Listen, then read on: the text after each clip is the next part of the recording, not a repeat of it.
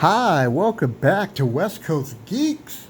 You know who it is. Actually, you don't, because if you are watching this video, you can see I only have 3 subscribers. So hopefully the you will make number 4. I'm your host, Joaquin. So today is a follow-up video. Actually, this is part of a series of videos that I'm doing on the Dungeons and Dragons starter set. So I'm breaking down all the components of the game for the starter set and to give like little tips for DM how to run the game. And I'm also going to be having videos about the module. So this is going to be a nice little series and goes beyond to just showing you what you get and what you can do with the set. This is how to get expansions and make the game fun for new players. So currently in my group, I have 2 new players. It's my boy Brian and his girlfriend Flor, which means flower in Spanish. They never played, so currently, when the time of the filming of this video, they're going to be doing their second game. So Brian thought the game was okay. He was a little bored, but not so much discouraged, but just kind of like, okay, it's a new game, but he didn't really have that much interaction with it. So as a dungeon master, you kind of want to pick up on those, and there are several things you can do to keep a character's attention, which is why you are actually looking at these models. So in the expansion, or in the starter set, you have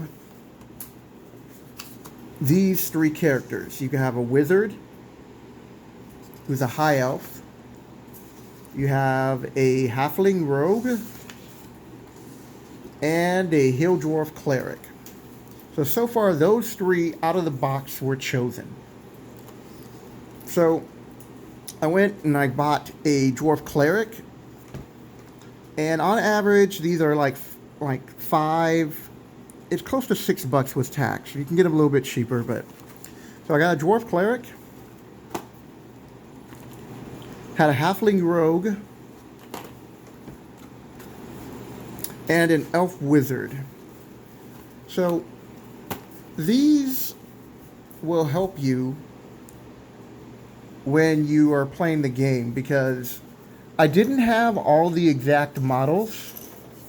So I was taking models. I'll just pull a handful of models that I have that I currently started working with. Sorry, I'm trying to grab. Had some things were about to fall off. So before I started this, I was picking up some models ahead of time. So here's like a townsperson. Here's a dire wolf, big wolf. Scary. Look at the detail. I love the detail on these. Also, these models are already primed, so you don't have to worry about that. You just strictly go with the painting. All of these come with a base, and base is optional with these, because the way they made these, you can just set them up like this. But the base is cool because you can add additional scenery to it.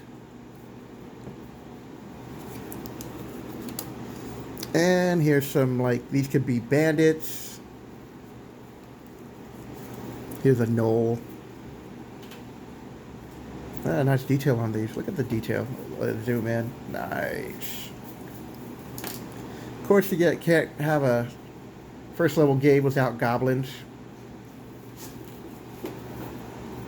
And I want to say this is a barbarian that I could use as a player character or also use as marauders types. And here's another city guard. Let it focus in. Come on, focus like you did last time. Right there. There we go. So that's one thing you can add. You do not have to buy anything additional. We also have some experienced players, so they went with a monk. So this is a female monk, but a male can play. It doesn't matter. I just wanted to have a representation of a monk. And my boy Sean is going to play a druid. So he's going to be a wood elf druid, and I'm currently going to be making that character. Also, my boy Brian, I asked him to pick up some bugbears for me because I couldn't find any. So at this gaming store that he goes to, that shall remain nameless, he bought these bugbears here, which are pretty cool. So, how much did you pay for these bugbears? $5. $5. See? Of course, he had a discount there, but still, not that big of a deal. And then I picked up some more goblins for $6. So, adding miniatures to the game helps not only with the presentation of the game, but it helps you keep track of where things are, where people are, what events are happening here and there, so that a player at any given moment can look down at the board and figure out somewhat what's going on, even if they're only paying halfway attention. So another thing you can do to help new people is let them play characters that have abilities like a cleric, a sorcerer, or a druid. Or you could either go the other way with a fighter. Thieves, not so much for a new player, even though I do have a new player playing a thief.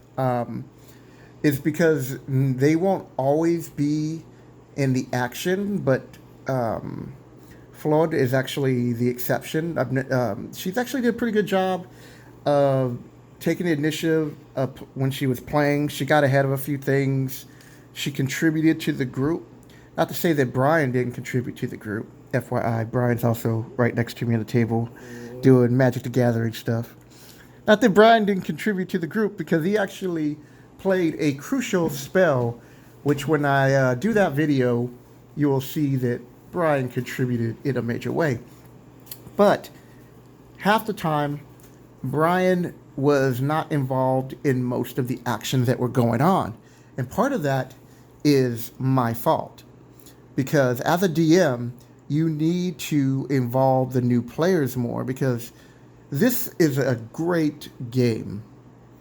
Like one of the best co-op games there is. Now, you could, whether you prefer the, Edge of the, God, I can't remember the Star Wars one, something Edge of something.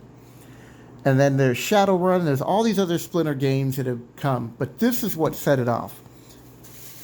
What I also like about this game is that at any time, anybody can join in.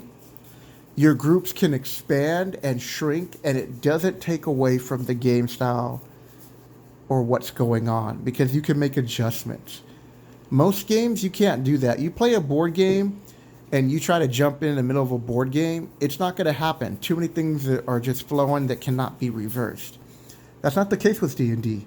The case of D&D is, hey, we got this party right here, right? And then so-and-so wants to play, who is Frank. And Frank's like, I want to play. He's like, okay, cool. Here we go. You're going to be a monk. And he was actually going to play in the first session, but had to bow out. So Sean took over his character. So now that he's going to be able to make it tonight, we're going to be introducing a new character. And that's kind of fun, too, when playing the game, because for a DM, you get to choose the place when the new character's introduction is made. You can do a typical where right now they're back in a village and they're their home base for the adventure. Or I could have him start towards the next objective. And I could even, if I wanted to, drum roll, I could even let Sean come in, and when the party is down, out of nowhere, you look up in the trees. Cue Sean. Sean, you see this distressed party falling, looking up for hope. You see a cleric praying to her God as she's about to be slain. What do you do? So, Brian's like, no, that's it. That's why Brian is not going to ever be introduced into a group. Because Brian's like, yeah, my wizard character could cast that spell, but I'm by myself and I might need to protect myself. And heard there was a rumor about a tower with a book of spells. It might have a spell I'm looking for. So, yeah, peace. So, Brian will not be introduced that way, but Sean might. So there's a quick little tip, and that's how I want to end this video, is that this game is built around you and the personalities of your group. And if you once you learn how to mold it to that, you guys are going to have a good time. And there's so many other things you can start adding to this game. You don't have to. You don't have to add models. You don't have to add terrain. You don't have to even buy a map. I mean, you could use just paper and grid everything off yourself. But it really helps. It adds that little bit extra when you do. And the cool thing is that once you have these models, they don't go out of style in the sense of if you play later on because you've moved or done whatever, you now always have a monk character. You always have a druid. So my suggestion is after you buy the starter set is to start buying the characters that match up with the character.